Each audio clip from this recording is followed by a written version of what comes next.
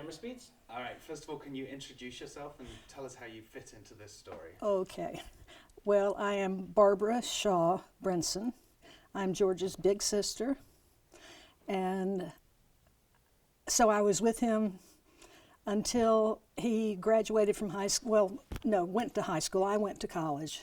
And at that point in our lives took different tangents because I went to college and then had a career and worked 3 jobs, and George was into music. So I really know the George before the music. Yeah.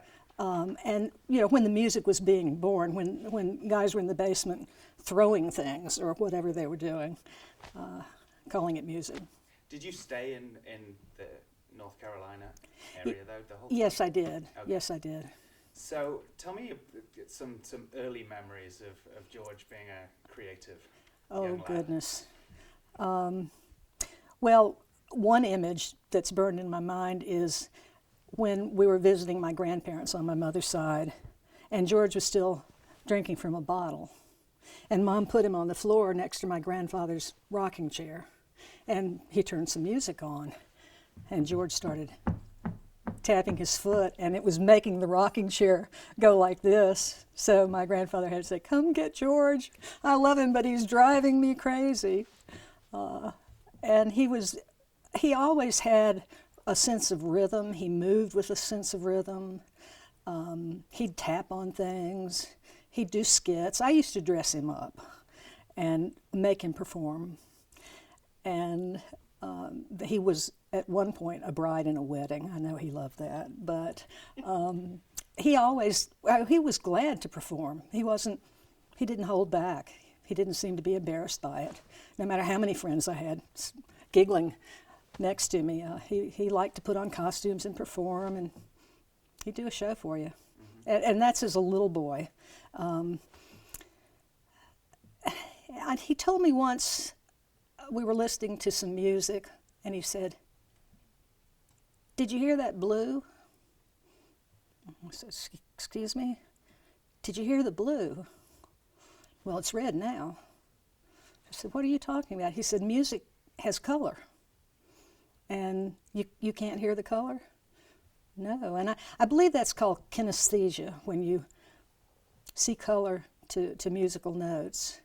And that was early, before he started into music. He perceived it differently. And How old was he when that happened approximately? probably 12. So He when was- did he start picking up instruments? Well, my father would travel to South America and bring back armadillos with necks on them that didn't play, but George played them anyway. When he really started playing guitar that I know of was when I went off to college, and I had an old Stella guitar that my dad bought at a pawn shop for me because I had to sing "Michael Row Your Boat Ashore." And I went off to college, and my parents said, "Can't take the guitar. You'll be playing on street corners. You won't pass. We're paying a lot of money. You have to leave that at home." And George took over my room. I had my own bathroom. You could sneak out the back that had a door. You could sneak out at night. So he took over my room, and he found my guitar under the bed.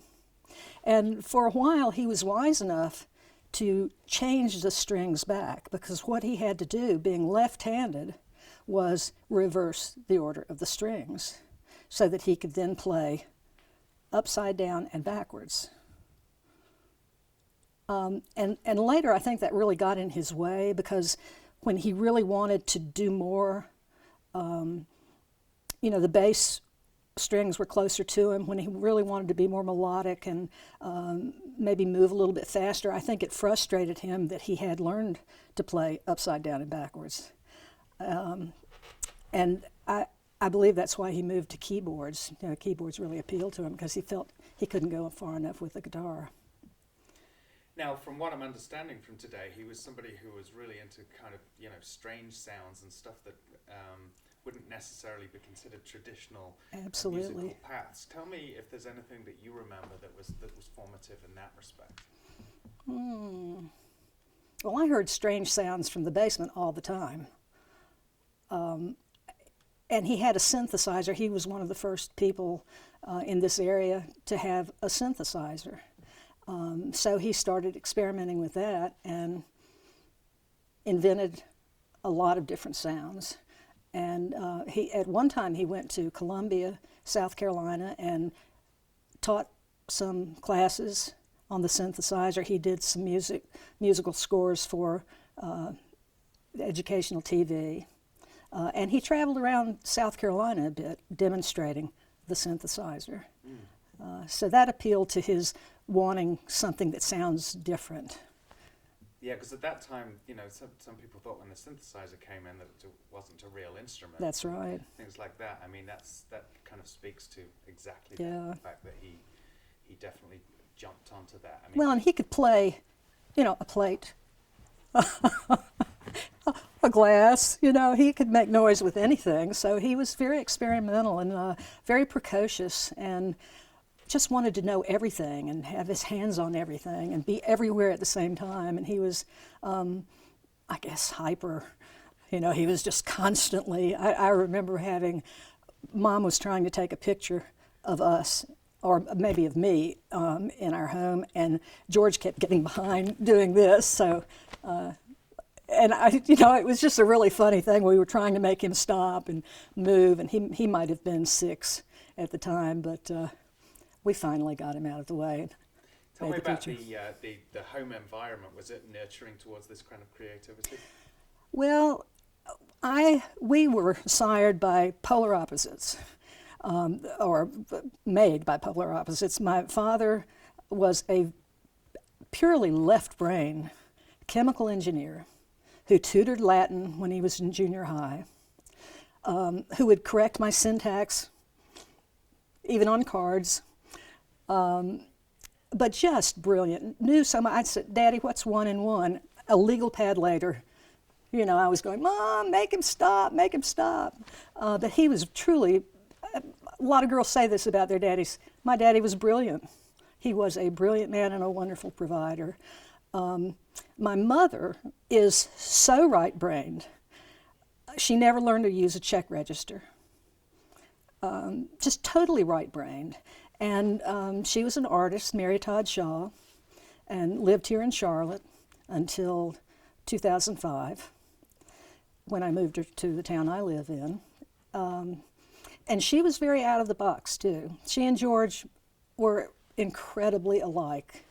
I mean, he was her mirror image. I mean, they had the same color hair and eyes.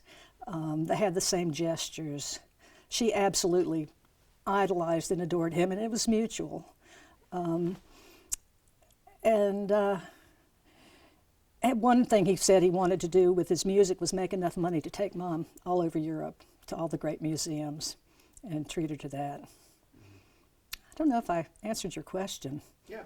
I started bird walking. No, it's fine. I was talking about the Let me home environment. break real quick to Yeah. just close that door.